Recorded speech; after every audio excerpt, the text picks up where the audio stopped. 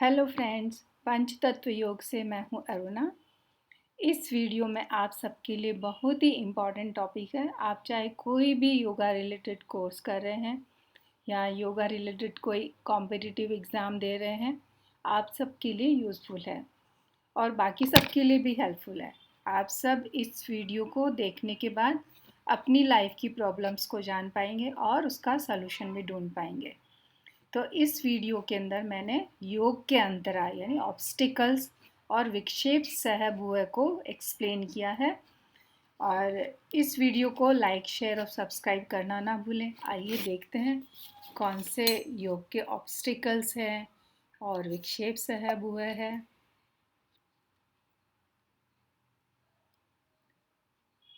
ये है समाधिपाद का 29 नंबर सूत्र यानी 29वां सूत्र, जिसमें क्या कहा गया, ततः प्रतीक चेतनाधिगमो अपि अंतराया भावश्य।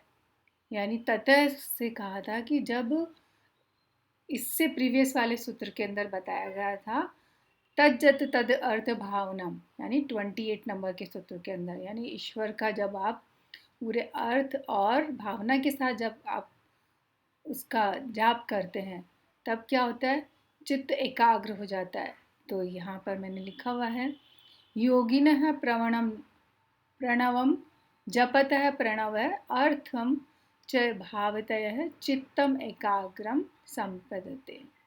यानी जब आप प्रणव का जो है पूरी भावना और अर्थ के साथ में जब आप जाप करते हैं तो क्या होता है, चित्त एकाग्र हो जाता है। और चित्त जब एकाग्र हो जाता है तब ये दो लाभ होते हैं। कौन से?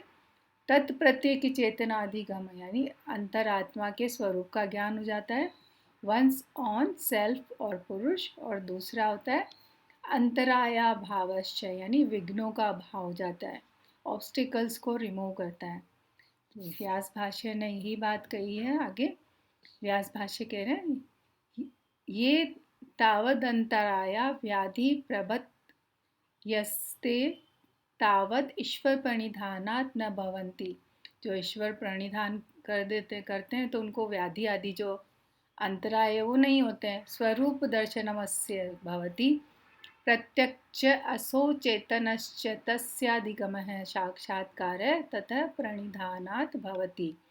तो ईश्वर का क्या होता है, यानी साक्षात्कार होता है ना, ईश्वर प्रणिधान करने से। और अंतराया भावश्च भवति, अंतरायों का भाव होता है। ईश्वर प्रणिधान का अभ्यास मनुष्य को आत्मज्ञान देता है और योग की बाधाओं को दूर करता है। इंग्लिश के अंदर भी देख लेते हैं, the practice of Ishvara pranidhana gives self knowledge to a person and removes the obstacles to yoga.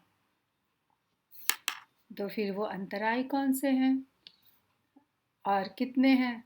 अथ के अंतराया ये चित्तस्य विक्षेपा के पुनस्ते क्योंतवेति नवंतरायाश्चित्तस्य विक्षेपः विघ्ना नव। दे आर 9, 9 है।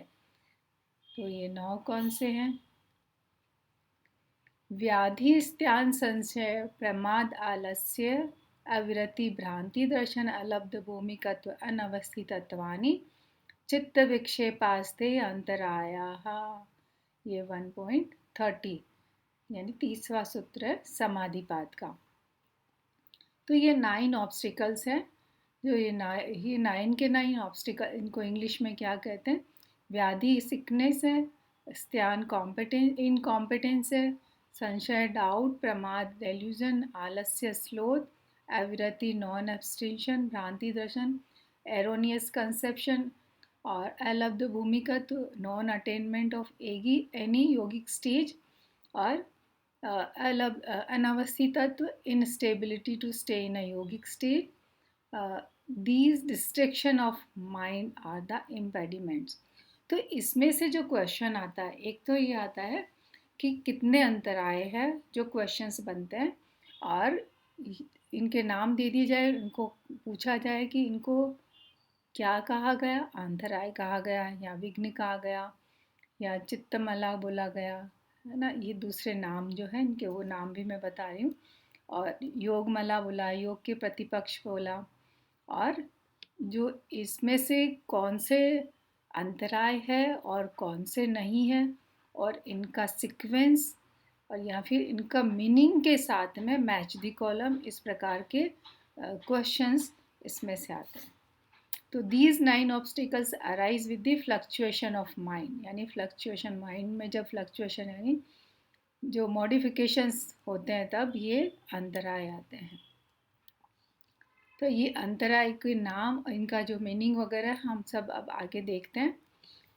व्याधि, सिकनेस, व्याधिर धातु रस करण विषमता, यानी जो व्याधि क्या होता है, धातु रस और करण, इन तीनों में जब विषमता होती है तो व्याधि उत्पन्न होती है। तो वो व्याधि जो है वो इसमें योग में ऑब्स्टिकल है, योग साधना में ऑब्स्टिकल है, ऐसा बताया। यदि अगर कोई बीमार होता है व्यक्ति, तो क्या वह योगाभ्यास कर पाता है? नहीं कर पाता है। धातुओं वात पित्त श्लेषणानाम शरीर धारणात्, ये वात पित्त और कफ जो है उसमें विषमता होना। अशीत पीताहार परिणाम विशेषो रस, जो हम खाना खाते हैं उससे जो रस बनता है उसके अंदर विषमता के लिए बोला गया। कर्णानिंद्रियाणि तेषां वैषम्य न्यूनाधिक भाव है, जो इंद्रियां हैं हमारी, करण अंग यानी कि नेत्र है, जैसे कान है, ये सब जो है इनमें जब अगर ये अंग में भी जो है विषमता हो, अधिक हो या मोर एक्टिव हो या लेस एक्टिव हो, तो भी वो एक व्याधि के अंतर्गत आता है। Sickness is disorder of humorous secretions and the organs of the body. और जब व्याधि है शरीर में, योग साधना करनी है तो उसका रिमूवल कैसे होगा, उसके लिए हरिनंदा ने अपनी बुक के अंदर ये बताया है उपाय। तो वो मैंने यहाँ पर जहाँ पर भी उपाय है वो मैंने लिया है, ताकि एक एडिशनल इन्फॉर्मेशन भी है, और इसके अलावा हम अपने पर्सनल डेवलपमेंट के लिए भी हम इसका उपयोग कर सकते हैं। रिमूवल ऑफ व्याधि कैसे हो सकती है? चेंजेस इन डाइट और रूटीन के अंदर चेंजेस करना, नियमित आहार रेगुलर उसके अंदर रहना, wholesome and major diet, special devotion to god, यानी ईश्वर प्रणिधान के लिए कहा गया। फर्स्ट ऑब्स्टिकल व्याधि। सेकेंड ऑब्स्टिकल जो दूसरा अंतराय है वो है स्त्यान, यानी इनकॉम्पिटेंस। स्त्यानम कर्मण्यता चित्तस्य, इनकॉम्पिटेंस और listlessness is incapacity of the mind. चित्त की अकर्मण्यता या इच्छा होने पर भी योग साधन के अनुष्ठान की सामर्थ्य न होना, यानी चित्त के लेवल पर क्या होता है, आपको योग साधना करने की उसमें मतलब सामर्थ्य ही नहीं है उसके अंदर। आपकी इच्छा तो कर रही है लेकिन आप नहीं कर पा रहे हो। आप चाहते हो कि आप मेडिटेशन करो, लेकिन क्या हो रहा है, चित्त नहीं टिक रहा है उसमें। तो उसका रिमूवल कैसे होगा? उसके लिए आपको कांस्टेंट प्रयास करना है, बार बार उसके लिए अभ्यास करना है, या फिर कांस्टेंट आप ईश्वर परिधान भी कर सकते हैं, ईश्वर जप कर सकते हैं। कांस्टेंट वीर्य विल रिमूव लिस्टलेसनेस यानी इनकॉम्पिटेंस। थर्ड ऑब्स्टिकल है संशय, डाउट। संशय उभय कोटिस प्रविज्ञानम स्यादिमेव नैवं स्यादिति। Doubt is a kind of thinking touching on both sides, such as it can be this or it cannot be this. ये मेजर ऑब्स्टिकल है जो कि बहुत सारे स्टूडेंट्स के अंदर ये पाया जाता है कि मैं इसको इस पर्टिकुलर टॉपिक को पढूं या नहीं पढूं, या पर्टिकुलर अभ्यास में करूं या नहीं करूं, इससे मुझे फ़ायदा होगा कि नहीं होगा, इससे मुझे सफलता मिलेगी या नहीं मिलेगी, है ना। तो मैं योग साधना कर सकूँगा कि नहीं, करने पर योग सिद्ध होगा या नहीं, इन दो कोटियों का विषय करने वाला ज्ञान संशय है। यानी जैसे हम कहते हैं ना, एक ही सिक्के के दो पहलू है, आगे की साइड भी और पीछे की साइड भी, दोनों साइड जा रहे हैं माइंड। तो उसका उपाय क्या है इसको दूर करने का? By contemplation and by being in the company of a calm and sure minded परसेप्टर, है ना, जो कि मतलब जो इसका ऐसे योगी के ऐसे गुरु के सानिध्य के अंदर है ना, जिसका कि मन शांत हो और जो निश्चित रहे, माइंड में स्टेबिलिटी हो, माइंड में डाउट ना हो, ऐसे व्यक्ति की कंपनी में रहना और ऐसे व्यक्ति को याद करना। Doubt can be remove by listening to instruction. Guru के जब आप जो इंस्ट्रक्शन सुने तो क्या होगा, डाउट आपका क्लियर होगा। फोर्थ ऑब्स्टिकल, फोर्थ चौथा अंतराय है प्रमाद, डेल्यूजन। प्रमाद समाधि साधना नाम भावनम।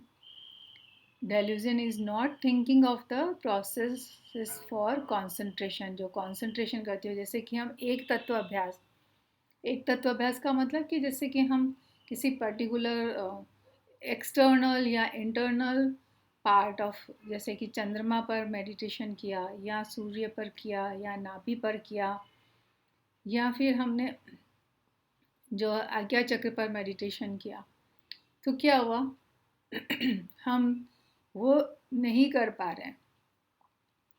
तो उसका ये बार बार क्या हो रहा है कि उसका अनुष्ठान ही नहीं कर रहे हैं हम, उसके बारे में हम सोच ही नहीं रहे। मेंटल प्रॉब्लम है ये, मतलब जैसे कि माइंड से हम उस ओर जाना ही नहीं चाहते हैं, करना ही नहीं चाहते हैं। तो इसका उपाय क्या है इससे ओवरकम करने का, इसको रिमूव करने का, प्रमाद को? Drawing attention from worldly affair, यानी कि हमारा मन अगर एन्जॉयमेंट की ओर, सेंसरी एन्जॉयमेंट की ओर जा रहा है, तो उसको हम क्या करेंगे, विड्रॉ करके और फिर हम योग साधना का अभ्यास करें। आलस्य, स्लोथ। आलस्य तो बहुत ज़्यादा देखा जाता है कि भाई कोई भी जो योग साधना नहीं करने की इच्छा होती है, जैसे कई बार होता है कि भाई डेली अगर योग का अभ्यास किया जाए तो मन भी शांत रहेगा और शरीर भी स्वस्थ रहेगा, लेकिन क्या हो रहा है, आलस्य, चित्त के लेवल पर भी और काया के लेवल पर भी। आलस्यम कायस्य चित्तस्य च गुरुत्वाद प्रवृत्ति। Sloth is disinclination arising out of heaviness of the body and the mind. चित्त या तो शरीर के भारी होने के चित्त या शरीर के भारी होने के कारण ध्यान न लगना, यानी मेडिटेशन नहीं कर पाना, या फिर कोई पर्टिकुलर साधना नहीं कर पाना।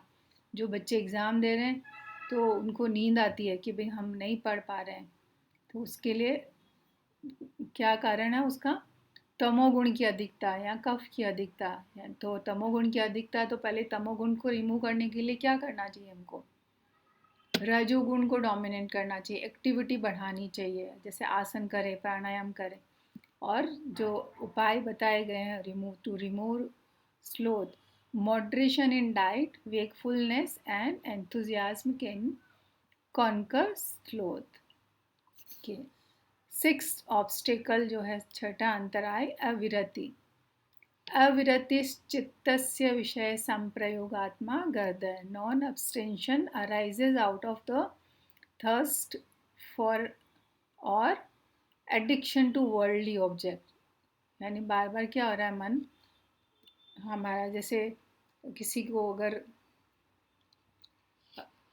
बार बार, जैसे किसी को डायबिटीज़ की प्रॉब्लम है तो क्या हो रहा है, मीठा खाने की इच्छा हो रही है, या किसी को डाइजेशन रिलेटेड प्रॉब्लम है तो बार बार क्या हो रहा है कि वो स्पाइसी फूड खा रहा है, या जो राजसिक और तामसिक फूड खा रहा है, तो क्या होगा, को प्रॉब्लम बढ़ेगी, तो वो उसमें योग साधना नहीं कर पाएगा ना। तो क्या हो गया, तो चित्त के विषय में तृष्णा होने से वैराग्य का अभाव है ना। तो वैराग्य जब तक नहीं होगा तो तब तक योग साधना नहीं हो पाएगी, तो ये भी एक ऑब्स्टिकल है। तो इसको रिमूवल के लिए क्या बताया, remaining aloof from worldly affairs and giving up interest therein remove non abstention। Worldly affair से अलूफ रहने के लिए कहा, और जो इंटरेस्ट है ना, जिनमें तृष्णा है, उनको दूर करेंगे, उनको छोड़ेंगे, तो अपने आप ही अविरति जो ऑब्स्टिकल है उससे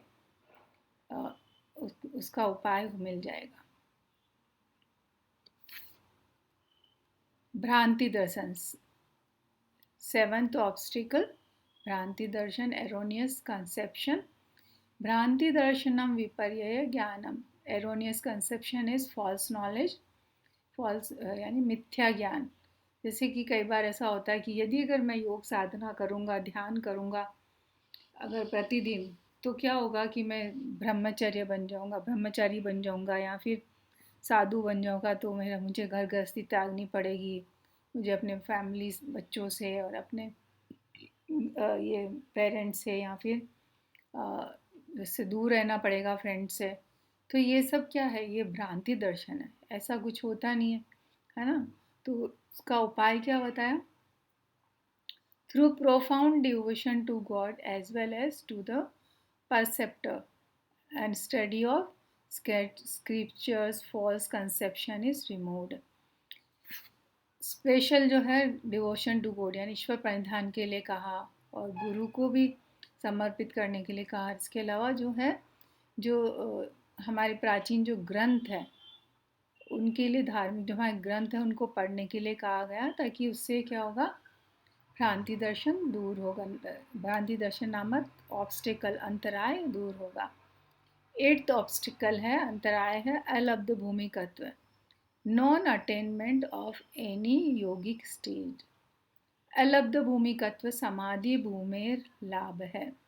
non attainment of any yogic stage means not being firmly established in any of the yogic state of concentration. यानी जो क्या हो रहा है, योग साधना करे जा रहे हैं लेकिन करने की कोशिश कर रहे हैं, लेकिन फिर भी कोई स्टेज नहीं पहुंच पा रहे।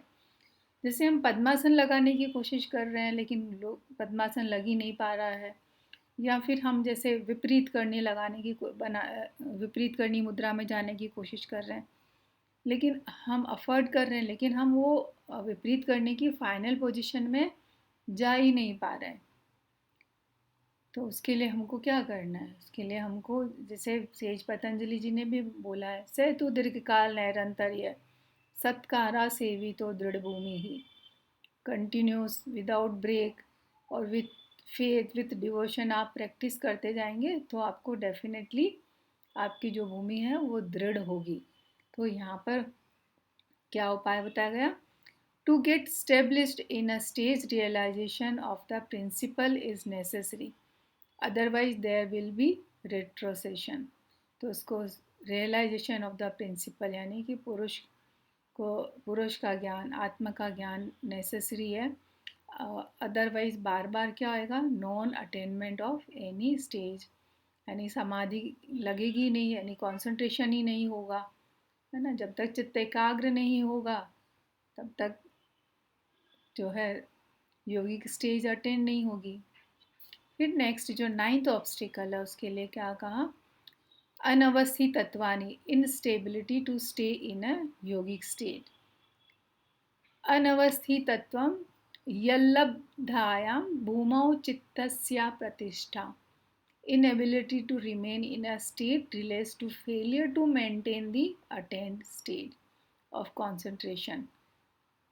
एक योगी ने क्या किया, माइंड तो कंसंट्रेशन हो गया उसका, चित्त एकाग्र हुआ, समाधि लग गई, यानी विपरीत करनी, जो मैंने पहले एग्जांपल दिया, विपरीत करनी तो लगा ली, आ गया करना, लेकिन हो क्या रहा है, उस पर्टिकुलर स्टेज में नहीं रह पा रहा है। बार बार क्या हो रहा है, समाहित चित्त से व्युत्थान चित्त की ओर जा रहा है, यानी जब चित्त एकाग्र हो गया तो वो बार बार फिर भी वापस पहले वाली जो स्टेज है उसमें जा रहा है। विपरीत करनी तो लगा ली, लेकिन विपरीत करनी के अंदर ठहर नहीं पा रहे, बार बार उसमें से निकलना पड़ रहा है। तो समाधि भूमि को पाकर भी उसमें चित्त न ठहरना, उसमें चित्त रुक नहीं पा रहा था, उसके लिए क्या उपाय बताया गया?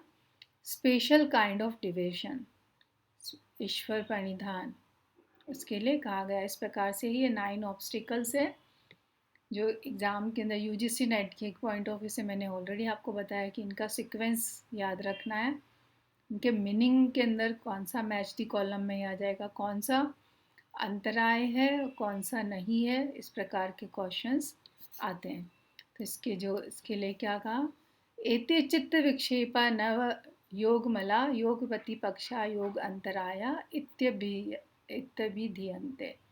ये जो है नौ जो चित्त के विक्षेप है वो योगमल, योग प्रतिपक्ष और योग अंतराय कहा गया। तो ये जो योग अंतराय है ऑब्स्टिकल्स है वो फिजिकल लेवल पर भी होते हैं, मेंटल लेवल पर भी होते हैं और दोनों लेवल पर भी होते हैं। तो ये इसमें से भी क्वेश्चन आता है कि भाई इमोशनल लेवल पर कौन से हैं, फिजिकल लेवल पर कौन से हैं। ज़्यादातर मैक्सिमम जो यूजीसी नेट में क्वेश्चन आता है वो चित्त के लेवल, इमोशनल लेवल पर पूछा जाता है। अभी भी रिसेंटली भी ये एग्ज़ाम के अंदर आया है क्वेश्चन, तो इसको भी मैंने यहाँ पर लिया है। जो फिजिकल लेवल पर अंतराय है वो है व्याधि, और एक और एडिशनल मैंने ऐड किया है एक्स्ट्रा नॉलेज के पॉइंट ऑफ व्यू से कि व्याधि जो है वो अन्नमय कोश के लेवल पर इसमें अफेक्ट होती है, यानी अन्नमय कोश भी जो है डिस्टर्ब होता है। इसको दूर करने का उपाय मैंने ऑलरेडी आपको पहले बताया है। और चित्त स्तर पर कौन कौन से अंतराय है जिसको हम आदि कहेंगे। व्याधि जो है फिजिकल लेवल पर, आदि जो है वो मेंटल लेवल पर, जो कि स्त्यान, संशय, प्रमाद, अविरति और भ्रांति दर्शन, तो ये मेंटल लेवल पर है।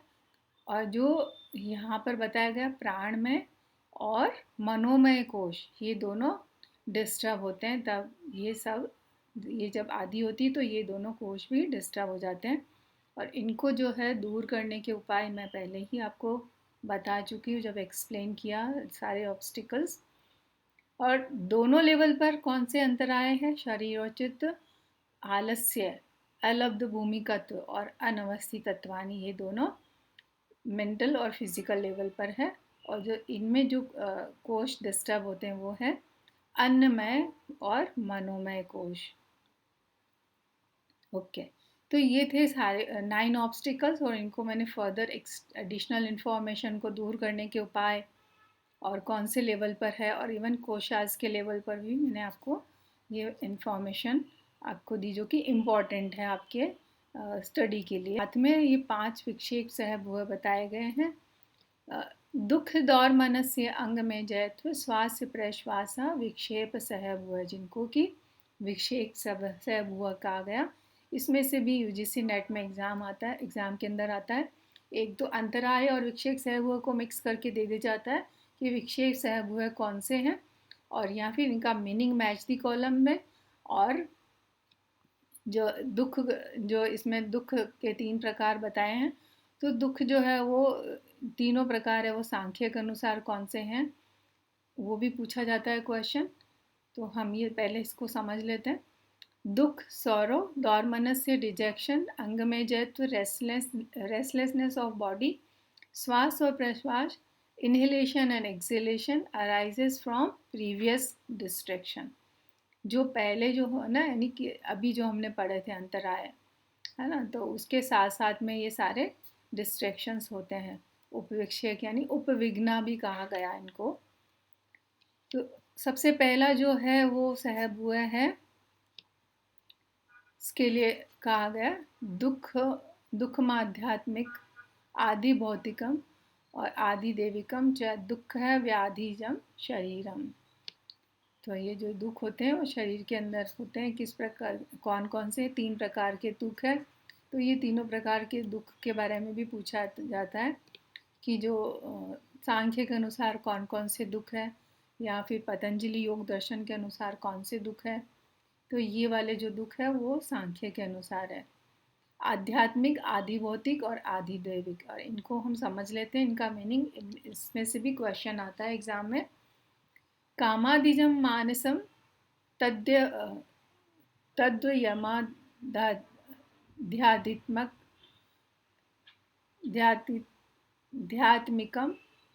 आध्यात्मिकम arising within oneself, काम, क्रोध, या फिर व्याधि के कारण पीड़ा।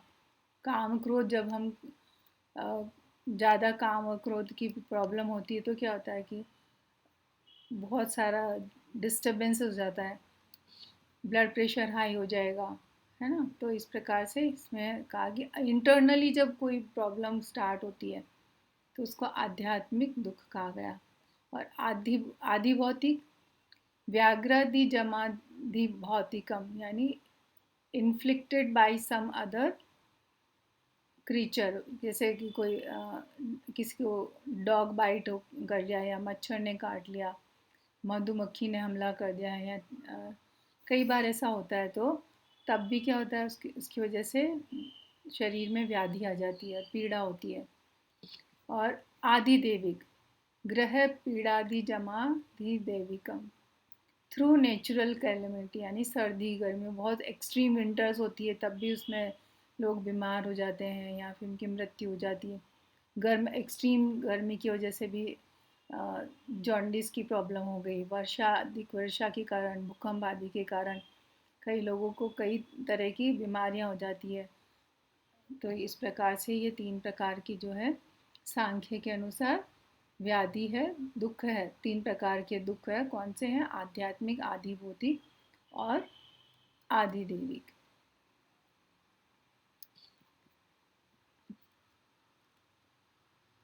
नेक्स्ट जो सेकंड सहब हुआ है वो है दौर्मनस्य, डिजेक्शन। दौर्मनस्य मिच्छा विगता चेतसः क्षोभ है, इच्छा की पूर्ति न होने पर क्षोभ होना। जैसे हम हमारी मनचाही कोई अगर हमको कुछ चाहिए और वो हमको नहीं मिलती तो क्या होता है, हमारा मन दुखी हो जाता है। Rejection is cause through non fulfilment of desire और when wished for things do not happen. For example जैसे अर्जुन विषाद योग में, जैसे वो युद्ध नहीं करना चाहता था अपने भाई बंधुओं से, तो ये क्या हुआ, उसका मन जो है दुखी हो रहा था। या एक छोटा बच्चे का अगर हम एग्जाम्पल लें, अगर उसको चॉकलेट खानी है, उसे नहीं दी जाए, कहें कि भाई कीड़े पड़ेंगे, आपके दांत खराब होंगे, लेकिन बच्चे को क्या हुआ कि उसकी डिज़ायर पूरी नहीं, दुखी हो गया। या उसे कोई पर्टिकुलर खिलौना चाहिए, वो नहीं मिला तो क्या हुआ, दुखी हो गया, दौर मनस्य है ना। तो ये हो। और फिर नेक्स्ट जो थर्ड है सैब हुआ अंग में जयत्व, रेस्टलेसनेस ऑफ बॉडी। यदांगाने जयति कंपयति तदंग में जयत्वम, शरीर के अंगों का कांपना।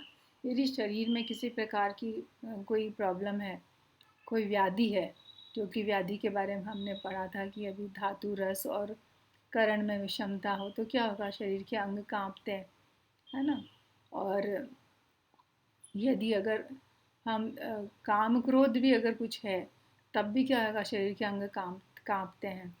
The upsetting of bodily equilibrium और steadiness results in shakiness of the body.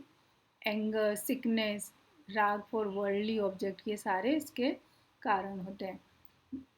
जो ऑब्स्टिकल है वो इसके अंदर अंग में जाए तो आपको महसूस होगा कि भाई हाँ, मेरे शरीर में कोई ना कोई व्याधि है, इस वजह से मेरे अंग कांप रहे हैं। फिर नेक्स्ट फोर्थ जो सैब हुआ है वो है इनहेलेशन, श्वास। प्राणो यदि बाह्यम वायु माचामति से श्वास है, बिना इच्छा के बाहर की वायु का नासिका द्वारा भीतर आना। यानी अंदर जो है, जब हम फॉर एग्जांपल जैसे हम एंगर डोमिनेट कर रहा है तो क्या हुआ, रजस गुण डोमिनेट कर रहा है, तो हमको पता ही नहीं है कब हम सांस ले रहे हैं और कब छोड़ रहे हैं। तो अनिच्छत प्राणोयम बाह्य वायुमंत्र प्रवेशयति से श्वास है सामध्यांग रेचक विरोधी अर्थ है। बिना इच्छा के क्या हो रहा है, बाहर की वायु नासिका के भीतर आ जाती है, तो ये श्वास इनहेलेशन। और देन एक्सिलेशन, प्रश्वास, जो कि फिफ्थ सैब हुआ है। यत कौष्ठ्यम वायु निहिसारयति से प्रश्वास है, बिना इच्छा के अंदर की वायु का नासिका द्वारा बाहर निकलना। जब बिना इच्छा के शरीर नासिका से बाहर निकल गई तो क्या आप कुंभक नहीं कर पाते हो। ऐसे यहाँ पर जैसे बिना इच्छा के अंदर चली गई तो क्या हुआ कि आप जो शून्य वो नहीं कर पाते, नहीं कुंभक, बाह्य कुंभक और आंतरिक कुंभक जो है आप नहीं लगा पाते। एवं अनिच्छत कौष्ठस्य वायु बहिर्गमनम प्रश्वास पूरक विरोधी। यानी सांस को जो है अंदर लेने में आप पूरी तरह से फुल इनहेलेशन नहीं कर पा रहे और सांस बाहर निकल जा रही है। तो इस प्रकार से ये जो है 5 प्रकार के सहब हुए हैं। एते विक्षेप सहभो विक्षिप चित्तस्य भवन्ति समाहि चित्तस्य ये वे न भवन्ति। यानी जो विक्षेप चित्त, जिनका विक्षेप चित्त है, यानी कि जिनका कौन सा चित्त है? जिसके क्षिप्त, मूड और विक्षिप्त चित्त है, यानी कि जिनके चित्त में वर्ल्ड की और वर्ल्ड की तरफ और जाता है, यानी वो भारी संसार की ओर जाता है जिसका चित्त, खूब मॉडिफिकेशंस रहते हैं उसके माइंड में। तो ऐसे चित्त में ये सारे विक्षेप सहब हुए होते हैं। यदि का समाहित चित्त है यानी एकाग्र चित्त है तो उसके चित्त में ये सारे ऑब्स्टिकल्स यहाँ सहब हुए नहीं होते हैं। तो आगे से पतंजलि जी क्या कह रहे हैं? अथेते विक्षेपाः समाधि प्रतिपक्षाः ताताम्यम एव अभ्यास वैराग्याभ्याम निरोधव्याः तत्राभ्यास विषयं संहर निदामः। दीज डिस्ट्रैक्शन, ये सारे जो डिस्ट्रैक्शन है, then which are oppose to samadhi, ये सारे के सारे क्या है? समाधि के प्रतिपक्ष है, यानी समाधि के विरोध है। ये सारे विक्षेप सहब हुए जो है ना, वो समाधि के विरुद्ध है। Can be restrained bye practice and detachment, यानी वो किससे, निरोध किसके द्वारा हो सकता है? अभ्यास और वैराग्य के द्वारा। रिनंसिएशन मेंशन बिफोर, जो कि पहले उन बताया था उन्होंने कि जो चित्त वृत्ति को निरोध करने के लिए क्या उपाय बताया उन्होंने? अभ्यास वैराग्याभ्याम तन निरोध है। तो अभ्यास वैराग्य द्वारा निरोध, अभ्यास के विषय में अगले सूत्र के अंदर उन्होंने जो है वो बताते हैं कि भाई एक तत्व अभ्यास है। तो concluding the object of practice by this सूत्र ही सेज पतंजलि जी क्या कहते हैं अगले सूत्र में? तत्प्रतिषेधार्थम एक तत्व अभ्यास है। जो ये विक्षेप से हुए होते हैं समाधि के जो विरुद्ध है उनको दूर करने के लिए कैन बी रिस्टेंड, किससे दूर किया जा सकता है? अभ्यास और वैराग्य। तो उन्होंने कहा कि जो अभ्यास जो है वो कैसे किया जाएगा, कौन कौन से कर सकते हैं? तो उसके लिए कहा कि तत्प्रतिषेधार्थम एक तत्व अभ्यास है। इन जो विक्षेप है जो इनको दूर करने के लिए एक तत्व का अभ्यास करना चाहिए। तो इसका हम लेंगे नेक्स्ट वीडियो के अंदर, और इस वीडियो को लाइक शेयर और सब्सक्राइब अवश्य कर लें। और thank you very much for watching this video.